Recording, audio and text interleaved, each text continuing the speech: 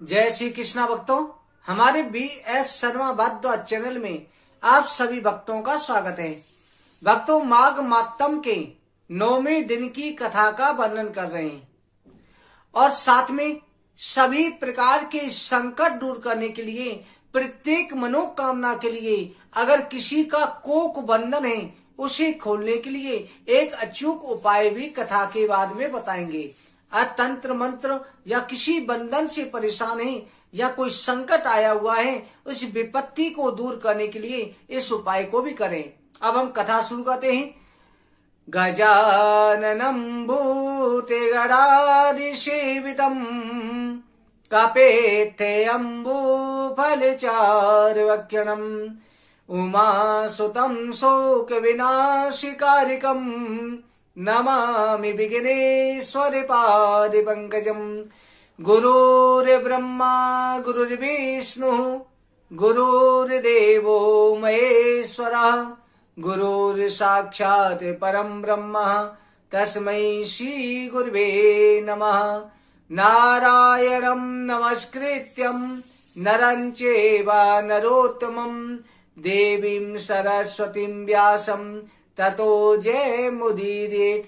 सप्रथम भगवान श्री राधा कृष्ण के चरण कमलों प्रणाम करके श्री व्यास जी महाराज, सरस्वती देवी एवं सदगुरुदेव के चरणों का ध्यान करते हुए अपने माता पिता सभी पूजनों का आशीर्वाद लेते हुए भगवान श्री बांके बिहारी मुरली मनोहर लाल से प्रार्थना करते हैं कि हे गोविंद, हमको सद्बुद्धि देना, धर्म का रास्ता दिखाना, अपनी भक्ति और कृपा दृष्टि सदा बनाए रखना। बोलो माघ मास मातम की जय। श्री सूजी महाराज सभी ऋषियों से 88,000 ऋषियों से कहते हैं कि ऋषिवरों, मेरे गुरु व्यास जी ने कहा कि दत्तात्रेय ऋषि राजा से कहते हैं कि हे राजन, जब विकुंडल ने अपने भाई के मोक्ष के लिए यमदूत से कहा, भगवान की भक्ति के बारे में पूछा, प्रश्न किया था कि किस कर्म के द्वारा, जब हम दोनों भाइयों ने जैसे कर्म करे फिर किस कर्म से मुझे स्वर्ग प्राप्त हुआ, क्योंकि नरक जाने वाले कर्म मैंने करे थे। तब यमदूत ने बताया कि तुमने एक ब्राह्मण मित्र के द्वारा अनजाने में माघ के महीने में 2 दिन यमुना स्नान कर लिया था, उसके कारण तुमको स्वर्ग की प्राप्ति हो रही है। यमदूत कहते हैं कि मैं तुम्हें धर्म के रहस्य को समझाता हूं। धर्म के रहस्य बड़े विचित्र होते हैं। तुमने मुझसे प्रश्न किया कि यमलोक प्राप्त ना हो, ऐसा मनुष्य क्या कर्म करे। मैं पराधीन हूं, फिर भी तुम्हारे स्नेह के कारण, तुम्हारे प्रेम के कारण अपनी बुद्धि के अनुसार बतलाऊंगा। पराधीन क्योंकि यमदूत भी यमराज के अधीन होते हैं। यमराज की आज्ञा के बिना जो आज्ञा दिए उतना ही पालन करेंगे, उससे ज्यादा नहीं कर सकते। फिर भी तुम्हें बतलाता हूं, जो प्राणी काया वाचा मनसा से कभी दूसरों को दुख नहीं देते, वो कभी यमलोक को नहीं जाते हैं। काया वाचा मनसा 3 प्रकार के कर्म, 3 गुण होते हैं, सतोगुण, रजोगुण, तमोगुण। 3 ही प्रकार का स्वभाव होता है, 3 ही प्रकार के मनुष्य होते हैं, 3 ही काल होते हैं, भूत भविष्य वर्तमान, त्रिदेव होते हैं, और 3 समय भी होते हैं, प्रातः दोपहर सायकाल। इसी तरह से 3 प्रकार से कर्म किए जाते हैं। काया शरीर से, वाचा वाणी से, और तीसरा मन से। अब इनसे ध्यान रखना, आप मन से भी किसी का बुरा सोचते हो तब भी पाप लग जाता है, चाहे आपने किया नहीं है। शरीर से कहते हैं तो तीनों के किए हुए पाप बराबर का ही फल देते हैं। तीनों के पाप पुण्य बराबर होते हैं। इसलिए तीनों से, अगर आपने शरीर से किसी को कष्ट नहीं दिया, अगर किसी को आपने अपनी जबान से कड़वा नहीं बोला, किसी का दिल नहीं दुखाया, अगर आपने मन से किसी का बुरा नहीं सोचा, तो कभी हम लोग को नहीं जा सकते, स्वर्ग प्राप्त हो जाता है। तीनों प्रकार से ही व्यक्ति किसी को दुख नहीं दे, वो यमलोक को नहीं आता है। हिंसा करने वाले वेद यज्ञ दान से भी उत्तम गति को प्राप्त होते हैं। जो अहिंसा धर्म का, यानी किसी भी जीव को सताए नहीं, धर्म का पालन करे, वो जो है ज्ञानियों की गति को प्राप्त हो जाते हैं। क्योंकि हिंसा के बराबर पाप नहीं और अहिंसा से बढ़कर के इस संसार में कोई भी धर्म नहीं है। तप, दान, ये सभी ऋषियों ने बताए। हमारे पास में धन है तो धन का सदुपयोग करो, दान करो, किसी की मदद करो। दान के द्वारा, मदद के द्वारा किसी भी प्रकार से लक्ष्मी का सदुपयोग करते हैं, सबसे बड़ा पुण्य है। किसी के मन को खुश कर देते हैं, किसी का आशीर्वाद आपको मिल जाता है, वही सबसे बड़ा पुण्य हो जाता है। वो प्राणी कभी भी नरक को नहीं जाते जो हमेशा दूसरों पर दया करते हैं। जो मनुष्य जल या पृथ्वी पर रहने वाले जीवों को अपने भोजन के लिए मारते हैं, वो काल सूत्र नामक नरक में पाते हैं। जो जीव हिंसा करते हैं, अपने पेट भरने के लिए जीवों का वध करते हैं, मांस का सेवन करते हैं, रक्त का पान करते हैं, वो सभी काल सूत्र नरक में जाते हैं, जहां पर वो जीव उसका मांस नोच नोच करके खाते हैं। उसके शरीर में कीड़े हो जाते हैं। हिंसक, जन्मांध, अपाहिज, दरिद्री और अंगहीन दूसरे जन्म में जाकर के होते हैं। इस कारण से इस लोक और परलोक में सुख की इच्छा रखने वालों को काया वाचा मनसा, जान के शरीर से, मन से, वचन से किसी दूसरे से द्रोह नहीं करना चाहिए। कभी आप किसी का बुरा मत सोचो, किसी का दिल मत दुखाओ। दिल दुखाने के बराबर पाप नहीं है और किसी के मन को प्रसन्न करने के बराबर कोई पुण्य नहीं है। किसी के मन से अगर आपके लिए आशीष निकल गई, आपने किसी के साथ अच्छा किया, उसके मन से आशीर्वाद निकल गया, वो सबसे बड़ा पुण्य हो जाता है। जीवों पर दया सबसे बड़ा पुण्य होती है। और पापी का संग देना सबसे बड़ा पाप होता है और धर्मात्मा का संग देना भी सबसे बड़ा पुण्य हो जाता है। इसलिए जैसे जो हिंसा नहीं करते उन्हें किसी प्रकार का भय नहीं होता।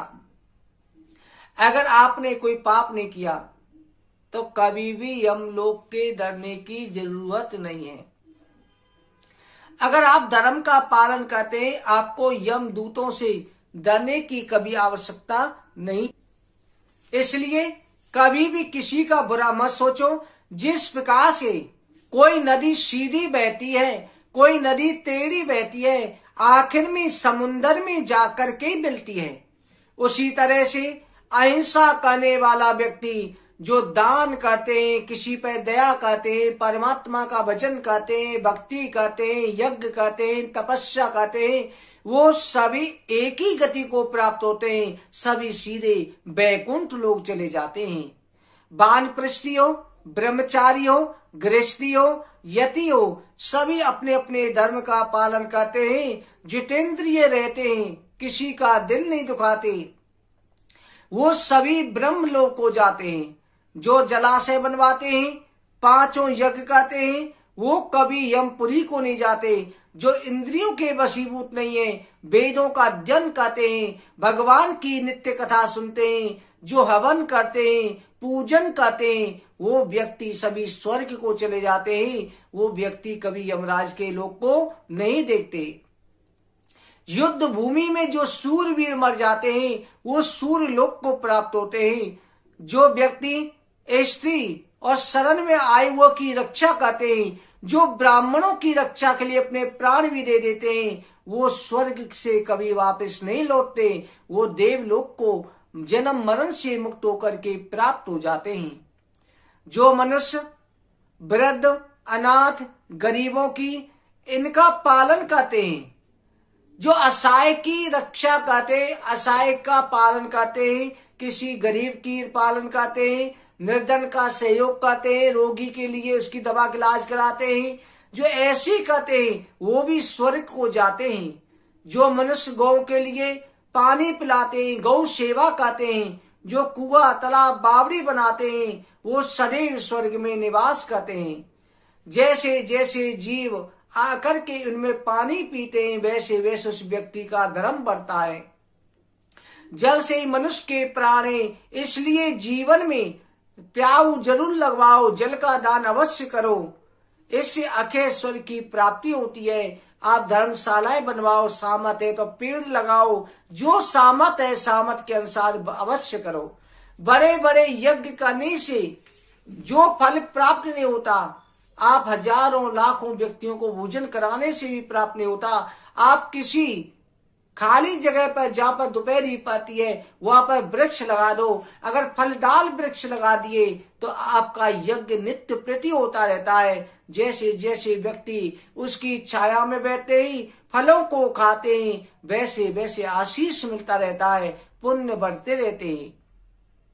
तुलसी का वृक्ष लगाने वाला सभी पापों से छूट जाता है। जिस घर में तुलसी होती है वहां पर यम के दूत प्रवेश नहीं करते।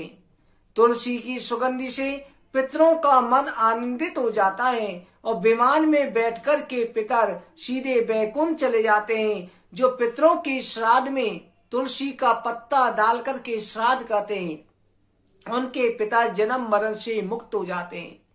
नर्मदा नदी, गंगा, यमुना, इनका स्नान, तुलसी दल का स्पर्श, ये बराबर फल देने वाले हैं। जो द्वादशी को ब्रह्मा भी तुलसी का पूजन करते हैं। द्वादशी के दिन तुलसी नहीं तोड़ते, परंतु तुलसी की पूजा अवश्य करनी चाहिए। उन्हें जो है रत्न सोना दान करने का पुण्य प्राप्त हो जाता है। जो तुलसी की माला दान करते हैं उन्हें स्वर्ण माला दान करने का फल प्राप्त होता है। जो फल आम के 1000, पीपल के 100 वृक्ष लगाने से फल प्राप्त होता है, तुलसी का एक पौधा लगाने से वो फल प्राप्त हो जाता है। पुष्कर में, तीर्थ में, गंगा में, नदी में, वासुदेव और देवताओं के स्थान में सभी में तुलसी का वृक्ष लगाना, तीर्थों में जाके तुलसी का पौधा लगाना, ब्राह्मण के स्थान पर लगाना, मंदिर में लगाना, घर में लगाना, ये अति श्रेष्ठ होता है। इससे अनंत पुण्य की प्राप्ति होती है। इसलिए तुलसी, जो व्यक्ति नित्य प्रति भगवान शिव जी के शिवलिंग की पूजा करता है, जो शिव जी की मूर्ति की पूजा करता है, ओम नमः शिवाय का जाप करता है, और वो जो शिव पुराण की, भागवत पुराण की, माघ महत्तम की, भगवान की भगवत भक्ति की कथाओं का चरित्र श्रवण करता है, भक्तमाल सुनता है, भक्तों की महिमा सुनता है, भगवत कथाएं सुनता है, वो व्यक्ति कभी भी यम लोक को नहीं जाता, सीधा शिव लोक और वैकुंठ लोक को चला जाता है। जो लोभ से शिव पूजा त्याग देता है वो व्यक्ति यम लोक को प्राप्त होता है। इसलिए आप जो किसी भी प्रकार से करो, शिवलिंग की पूजा करो, विष्णु की भक्ति करो, अपने इष्ट देव की पूजा अवश्य करनी चाहिए। शिव पूजा के समान पापों को नष्ट करने वाला, कीर्ति देने वाला तीनों लोकों में कोई उपाय नहीं है। जो शिवालय स्थापित करते हैं वो शिवलोक में प्राप्त होते हैं। जो भगवान ब्रह्मा विष्णु महेश का मंदिर बना करके उन्हें ब्राह्मण के लिए दान कर देते हैं वो वैकुंठवासी होते हैं। जो भगवान शिव और विष्णु की पूजा के लिए फूलों का बाग लगाते हैं वो धन्य हो जाते हैं। जो माता पिता देवता अतिथियों का पूजन करते हैं वो ब्रह्म लोक को प्राप्त होते हैं। अतिथि कहा जाता है कि अचानक आपके दरवाजे पर कोई व्यक्ति आ जाता है, भूखे को भोजन कराओ, प्यासी को पानी पिलाओ, उनकी सेवा करना, अतिथि सेवा करना सबसे बड़ा धर्म होता है। इसलिए आप हमेशा अतिथि की सेवा अवश्य करो, अतिथि का मान सम्मान करो। कहते ना, तुलसी या संसार में सबसे मिलिए ढाए, ना जाने किस रूप में नारायण मिल जाए। मेरे प्रभु ना जाने किस रूप में आपके सामने आ जाए। और भगवान का वचन है कि कलयुग में प्रत्येक व्यक्ति के जीवन में एक बार भगवान किसी ना किसी रूप में आते जरूर है, किसी ना किसी रूप में आपसे मिलेंगे अवश्य। इसलिए हमेशा अतिथि सेवा करो। इस प्रकार से यमदूत जो है प्रसंग सुना रहा है। इसलिए हमेशा धर्म का पालन करना चाहिए। यमदूत कहता है कि विकुंडल, मैंने तुमसे जो है भगवत भक्ति के रहस्यों को सुनाया है, आगे और भी रहस्यों का वर्णन करता हूं। भक्तों, आज की कथा का यहीं पर विश्राम करते हैं। आज की कथा में उपाय है। किसी भी प्रकार का संकट घर के ऊपर है, आपकी कोई भी मनोकामना है, कोई बंधन है, उसके लिए आपको 2 केला लेनी है। 2 केले लेकर के उन केलों पर आपको स्वास्तिक चिन्ह बनाना है। एक केले पर स्वास्तिक चिन्ह और एक केले पर ओम लिखना है। ये लिख करके आप रोली से भी लिख सकते हैं, चंदन से भी लिख सकते हैं, और हनुमान जी के मंदिर में जाकर के हनुमान जी के चरणों में चढ़ाना है। और एक आपको दीपक जलाना है। दीपक घी का हो या फिर उसको चमेली के तेल का हो, घी या चमेली का तेल। इसका दीपक जला के उसमें 2 लौंग डाल दें और हनुमान चालीसा का पाठ कर लें। हनुमान चालीसा का पाठ करके आपको अपनी मनोकामना बोलनी है। मनोकामना बोल के चले आए। अगर वहां पर राम दरबार भी है तो हनुमान चालीसा का पाठ करने के बाद में मनोकामना बोलते हुए हनुमान जी के मस्तक का सिंदूर अनाम का उंगली से लेकर के, छोटी उंगली के साथ, जैसे छोटी उंगली है इसके साथ अनाम का उंगली होती है, इससे लेकर के और एक श्वास में मनोकामना बोलते हुए सीता जी के चरणों में लगा देना है। आपको जो है सीधे चरण में लगाना है। आप ये उपाय करके आ जाना, देखना आपकी मनोकामना अवश्य पूरी होगी। भक्तों, आज की कथा कहीं पर समाप्त करते हैं, संपन्न करते हैं। कल की कथा का आगे वर्णन करेंगे। बोले वृंदावन बिहारी लाल की जय। जय जय श्री राधे, जय जय श्री राधे, जय जय श्री राधे श्याम।